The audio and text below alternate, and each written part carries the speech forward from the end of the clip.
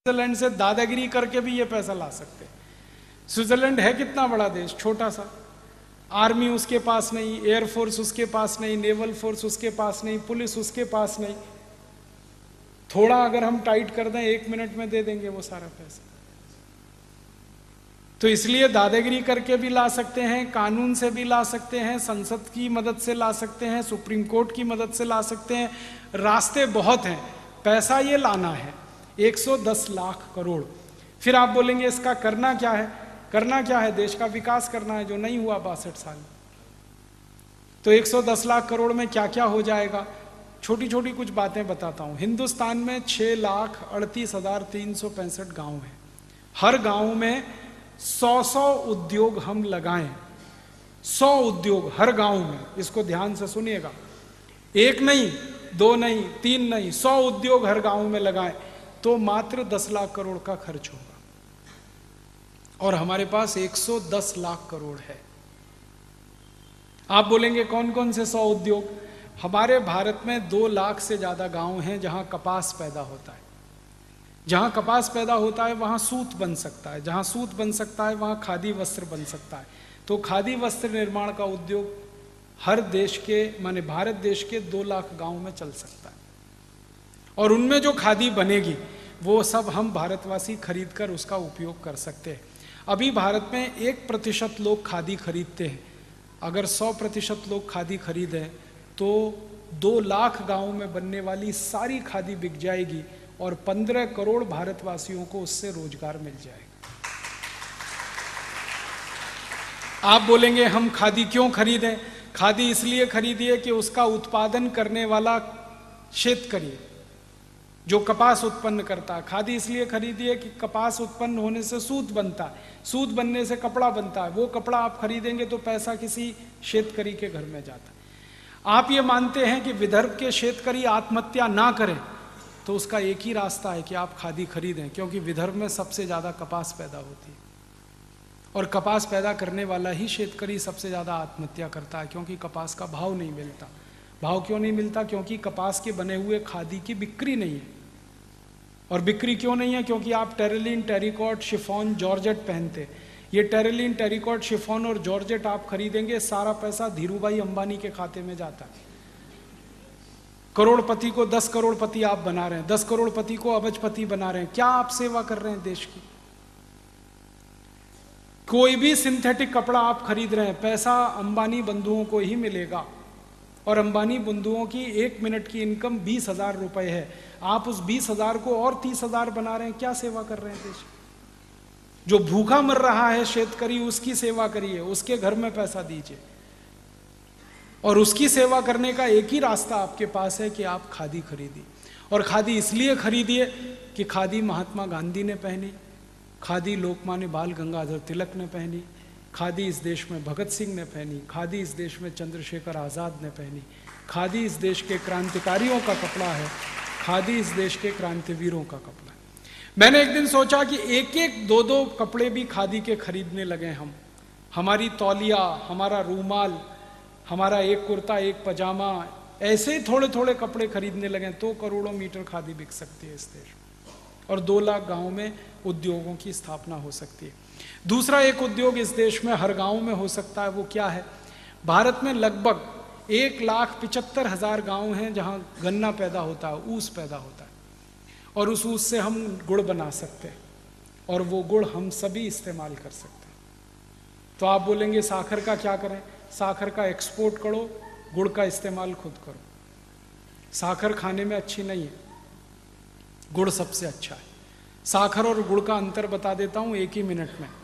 आप खाना खाइए, मान लीजिए आप 400 ग्राम खाना खाते हैं एक बार में, इससे ज़्यादा कोई खा नहीं पाता।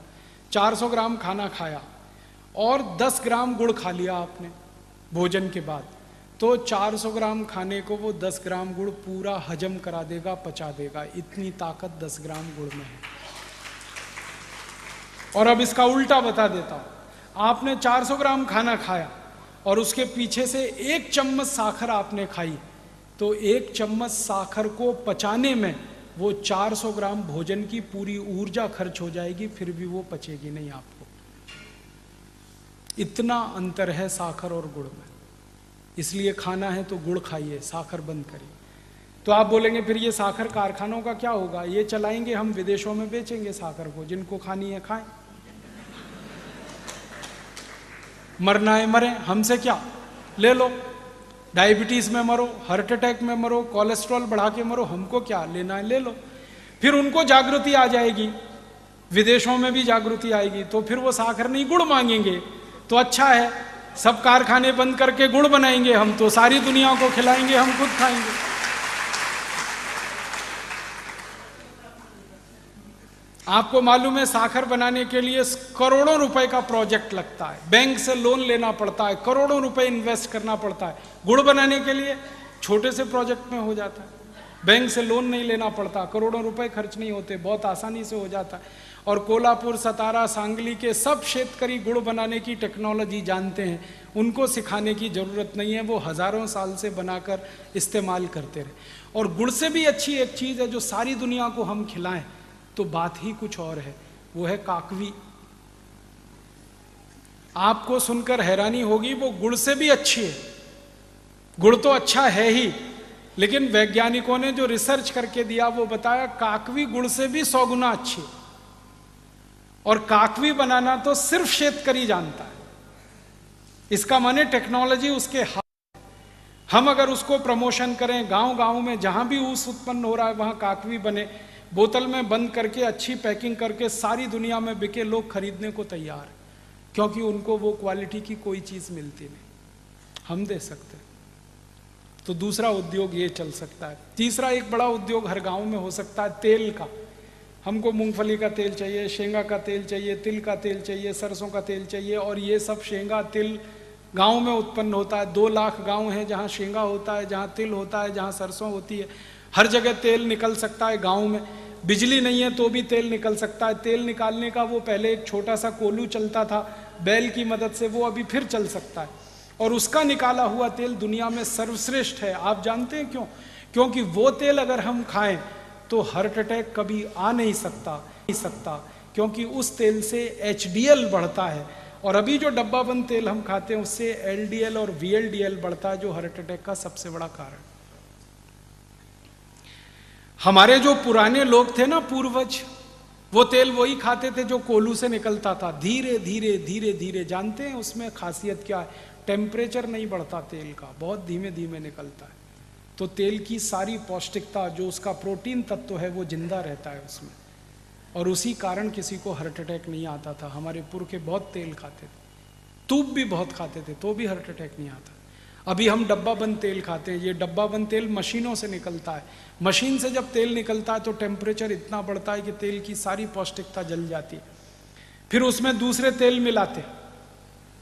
सरकार ने उनको लाइसेंस दिया हुआ है भेड़सेड़ करने का, मिलावट करने का। आपको मालूम है, शुद्ध तेल में बाहर से आयातित बहुत सारे दूसरे तेल मिला देते, और वो तेल आपको हजम नहीं होते, फिर आपके जीवन में दुख का कारण बनते हैं।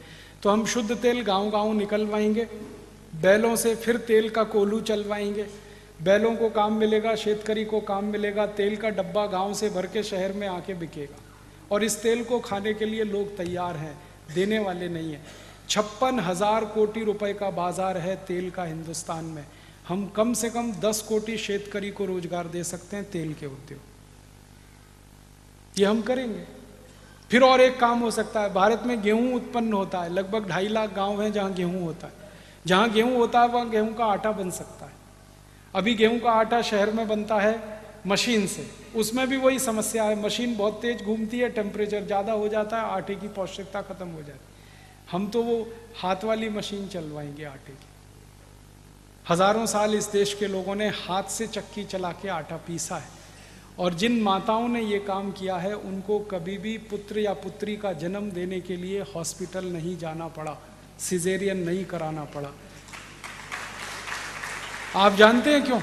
जब वो चक्की चलाते हैं तो उसमें सबसे बड़ी एक्सरसाइज होती है, वो गर्भाशय की होती है, पेट की होती है। और माँ का गर्भाशय सबसे ज़्यादा लचीला बनता है जब आप वो चक्की चलाते हैं, और अगर गर्भाशय फ्लेक्सिबल है तो बच्चे का जन्म सबसे आसानी से हो सकता है।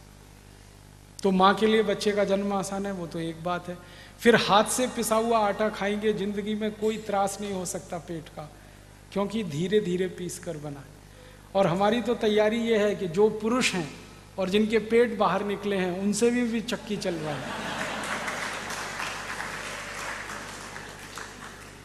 उनका भी पेट अंदर चला जाएगा, वो स्लिम और ट्रिम हो जाएंगे। ऐसे भी चक्की चलाते हैं ना, स्वामी रामदेव जी चलवाते हैं कि नहीं, फिर असली में चलवाएंगे। गांव गांव में आटा भी बनेगा, लोगों को रोजगार मिलेगा, हमको बेस्ट क्वालिटी।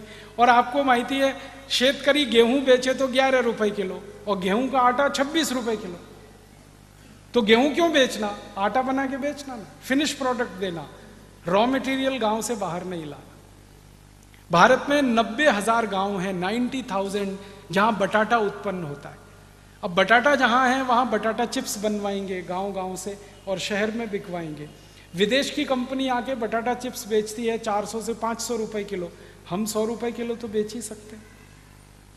रफल्स है, हॉस्टेस है, टॉप रेमन है, ये सब 400-500 रुपए किलो के हैं। हम हमारे गांव का बटाटा चिप्स 50 रुपए 100 रुपए किलो बेचे, करोड़ों लोगों को काम मिल सकता है। फिर टमाटर पैदा होता है 65,000 गाँव में, टमाटर का सॉस गाँव में बन सकता है, वो शहर में बिक सकता है। अचार है, मुरब्बा है, ऐसे 100 उद्योग हर गांव में चल सकते हैं।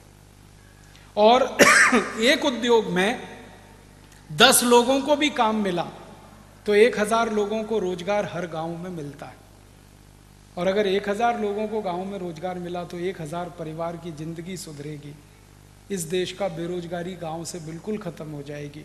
और मैं तो वो दिन देख रहा हूं कि शहरों में बसे हुए लोग गांव भागकर वापस जाएंगे, क्योंकि उनके घर के पास ही उनको रोजगार मिल जाएगा।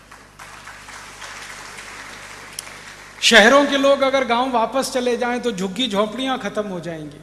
मुंबई की धारावी जो झुग्गी झोंपड़ी है वो हमारे मुंह पर तमाचे की तरह से, वो इसलिए है कि गांव में रोजगार नहीं है तो मुंबई जाके उनको रोजगार ढूंढना पड़ता है। जब गांव में काम मिलेगा तो कोई झुग्गी झोंपड़ी में क्यों रहने शहर में जाए। ऐसी व्यवस्था हम बनाना चाहते हैं और इस पूरी व्यवस्था को बनाने में मात्र 10 लाख करोड़ का खर्चा है और हमारे पास 110 लाख करोड़ है। फिर बचेगा पैसा 100 लाख करोड़, उसका क्या करेंगे, फिर उसके दूसरे काम करेंगे, सड़क बनवाएंगे गांव गांव। फिर उसके बाद बचेगा तो क्या करेंगे, बीज की व्यवस्था करेंगे, इलेक्ट्रिक करंट दिलवाएंगे हर गांव में। भारत के हर गांव में 24 तास इलेक्ट्रिक करंट मिले, उसके लिए 4.5 लाख करोड़ का खर्चा करना आसानी से कर सकते हैं। छोटे छोटे पावर स्टेशन बना सकते हैं, 1 मेगावाट के, 2 मेगावाट के, और 10 गांव को बिजली सप्लाई हो वो एक पावर स्टेशन कर देगा। अभी पावर स्टेशन बहुत बड़े हैं, 1000 मेगावाट के, 1500 मेगावाट के। उनकी समस्या क्या है कि वहाँ जो बिजली उत्पन्न होती है 11,000 वोल्ट की होती है और घर में जो बिजली इस्तेमाल होती है वो 220-240 वोल्ट की होती है। तो 11,000 वोल्ट पे पहले बिजली पैदा करते हैं, फिर उसको स्टेप डाउन करके नीचे नीचे लाके 240 वोल्ट पे कन्वर्ट करते हैं। हजारों यूनिट बिजली फालतू में बर्बाद होती है। हम इस व्यवस्था को बदलना चाहते हैं, 1 यूनिट भी बिजली बर्बाद नहीं होनी चाहिए। क्या करें, छोटे पावर स्टेशन बनाओ, 1 मेगावाट का बनाओ, 2 मेगावाट का बनाओ, तो बिजली ही 240 वोल्ट की पैदा करो, तो स्टेप डाउन करनी ना पड़े।